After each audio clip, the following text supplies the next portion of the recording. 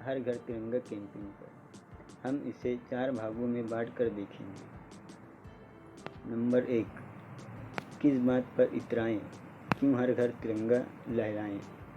Number 2, झंडा संहिता में संशोधन, तिरंगा का सम्मान कम हुआ। नंबर 3, झंडा संहिता में संशोधन से लाभ किसे। नंबर 4, तिरंगा के प्रति आरएसएस का मत। दोस्तों, सबसे पहले हम बात करेंगे किस बात पर इतराएं और क्यों हर घर तिरंगा लगाएं।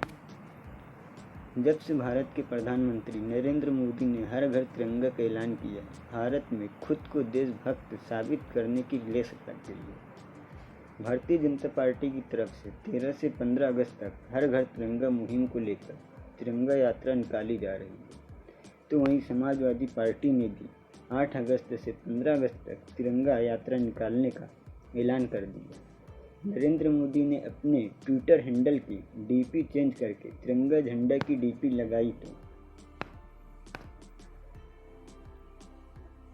लगाई तो वहीं कांग्रेस के लीडरान ने भी नेहरू के साथ तिरंगा झंडा वाली डीपी लगाई। दरअसल में तिरंगा हर भारतीय की भावनाओं से जुड़ा हुआ मुद्दा है। भारतीय जनता पार्टी इसी का फायदा उठाकर सभी विपक्षी पार्टियों को घेरना चाहती है।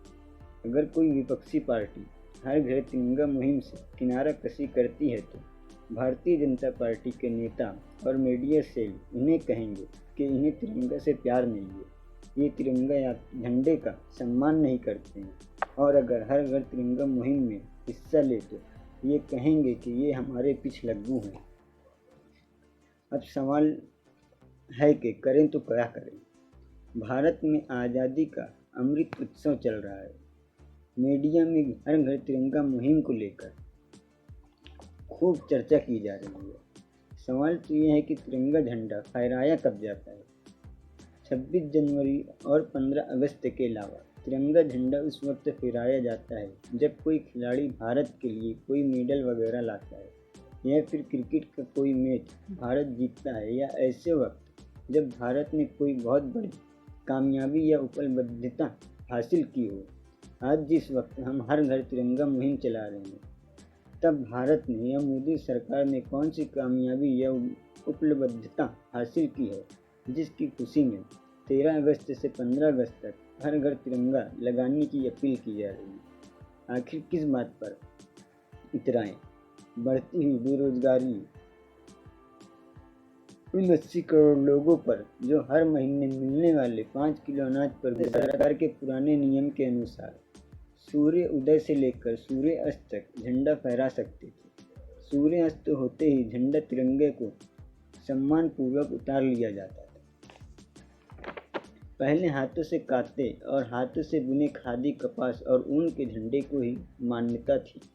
मोदी सरकार ने इसमें संशोधन करके पॉलिस्टर, प्लास्टिक और मशीन से बने झंडे को भी फहराने की अनुमति दे दी है, जिससे तिरंगे झंडे का सम्मान कम हुआ है। और तो और अब दूसरे झंडों की तरह तिरंगा झंडा भी दिन रात फहराने की अनुमति देकर मोदी सरकार ने तिरंगे झंडे के सम्मान को कम करने की कोशिश की है।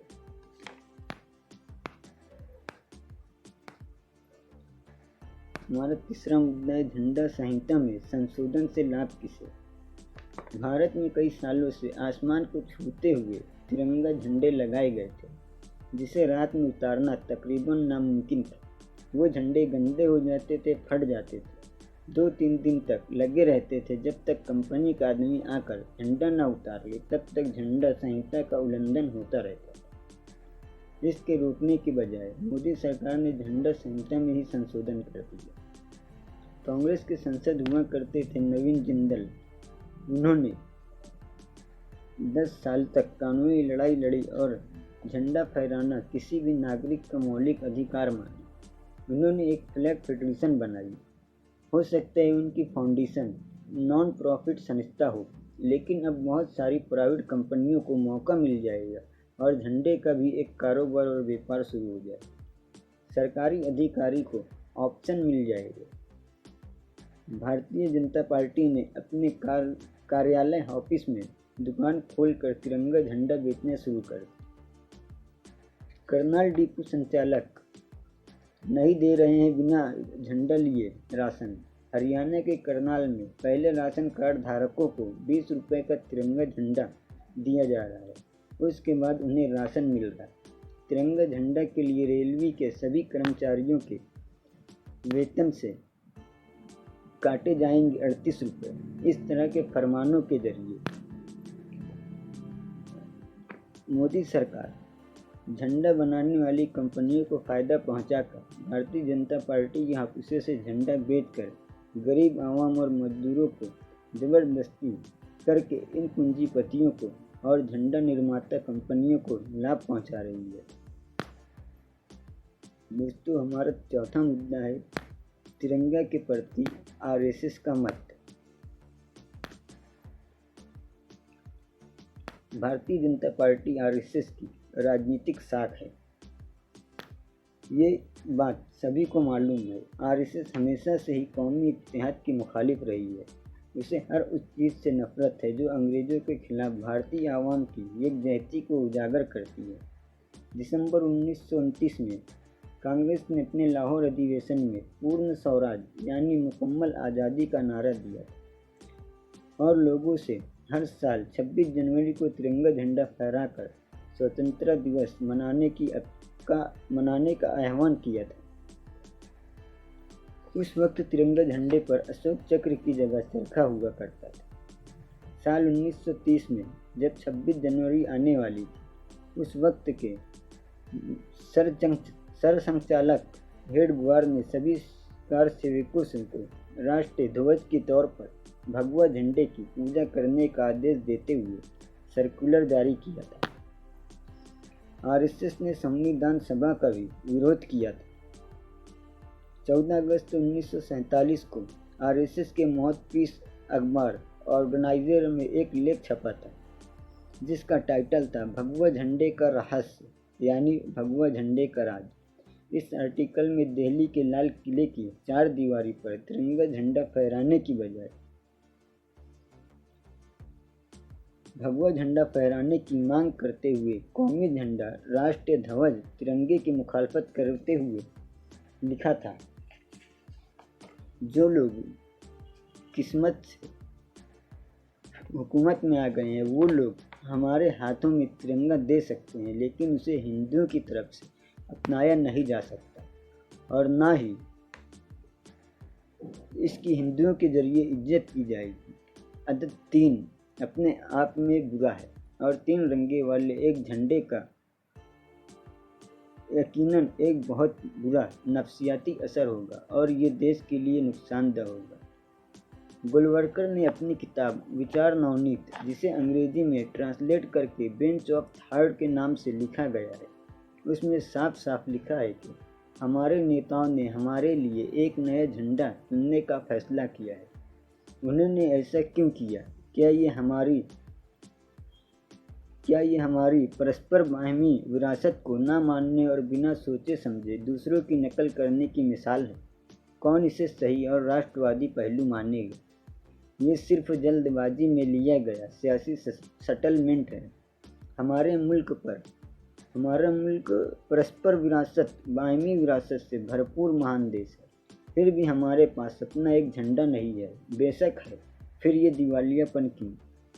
आरएसएस के नेता सावरकर के हिसाब से भी हिंदू किसी भी कीमत पर वफादारी के साथ भगवा झंडे के अलावा किसी भी झंडे को सलाम नहीं कर सकता। 30 जनवरी 1948 को जब नाथूराम गोडसे ने महात्मा गांधी की हत्या की थी, इस वक्त ये खबर आई कि आरएसएस के हिमायतियों ने मिठाई बांटी और तिरंगे झंडे को पैरे तले रौंदा। ये खबर उन दिनों के अखबार में खूब छपी थी। 24 फरवरी 1948 को एक तकरीर में नेहरू ने कहा था कि कुछ जगहों पर आरएसएस के मेंबरों की तरफ से कौमी परचम का अपमान किया गया। वो अच्छी तरह से जानते हैं कि झंडा नीचा दिखाकर वो खुद को गद्दार साबित कर रहे हैं। सरदार पटेल ने गांधी की हत्या के बाद आरएसएस पर 1948 से 1949 के दौरान लगी बैन को हटाने के लिए रखी गई शर्तों के बीच कौमी तिरंगे को बिना शर्त कबूल करने की जगह दी थी। इस बात से घबराकर गोलवलकर ने को तिरंगा झंडे को कौमी परचम के तौर पर मानना पड़ा और उन्होंने बाकी शर्तें भी मान ली थी। 11 जुलाई 1949 को आरएसएस पर लगा बैन हटा लिया गया। आरएसएस ने अपने हेडक्वार्टर में पहली बार 26 जनवरी 1950 को तिरंगा झंडा फहराया था। इसी साल 15 दिसंबर को सरदार पटेल की मौत हो गई और फिर आरएसएस ने 2002 तक कभी भी अपने हेडक्वार्टर में तिरंगा झंडा नहीं फहराया। यानी आरएसएस ने 52 सालों तक अपने हेडक्वार्टर में तिरंगा झंडा नहीं फहराया।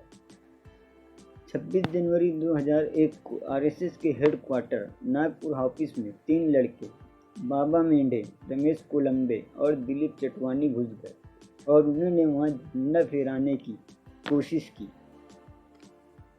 राष्ट्र प्रेमी युवा दल के ये 3 लड़के इस बात पर नाराज थे कि 15 अगस्त और 26 जनवरी को आरएसएस ऑफिस में तिरंगा क्यों नहीं फहराया जाता।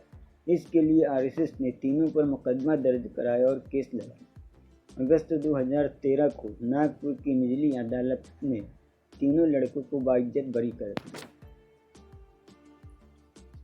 दोस्तों, आज का हमारा वीडियो आपको कैसा लगा आप